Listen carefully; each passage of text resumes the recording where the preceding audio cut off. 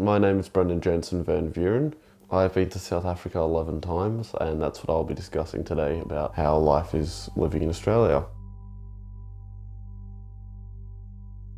So the differences between living in South Africa and Australia, one obvious one would be crime.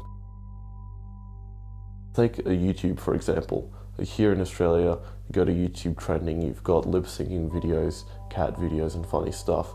If you go to the trending on South Africa's videos, it's banks being robbed, people breaking into each other's houses, and things that people, for most part, just find comedic nowadays because there's so much stupid crap happening over there that it's just becoming a joke. That's why comedians like Trevor Noah are becoming such a success, because he's pointing out all of it, and because there's so much of it, it just all becomes part of a joke. My uncle was a police officer during apartheid, and there's a lot of conflict between that. He would be conflicted about, am I gonna, choose between what the law says I have to do or my moral rights, like what I should be doing myself.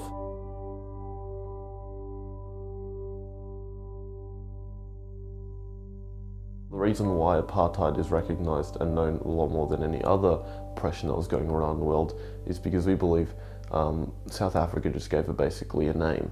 A lot of oppression was happening for like hundreds of decades and centuries all around the world. If you look in America at the slavery that happened there, obviously that's well known, but then also here in Australia with the indigenous people and the English fighting. That was also just another form of oppression basically. But the reason why apartheid is known so well is not only because it was more of a modern day thing, but because South Africa gave it a name.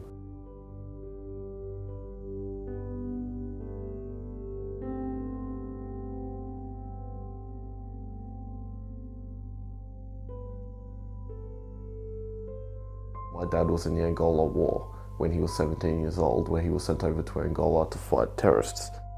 He fought alongside a lot of people. One famous leader whose name I don't remember, but he was in Call of Duty.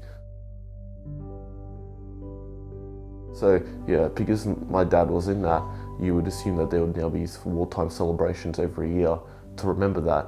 But because of the new Prime Minister, he thinks basically that it was white versus black, when it actually wasn't. It was them trying to stop terrorists. So wartime celebrations that involving white South Africans basically isn't allowed anymore.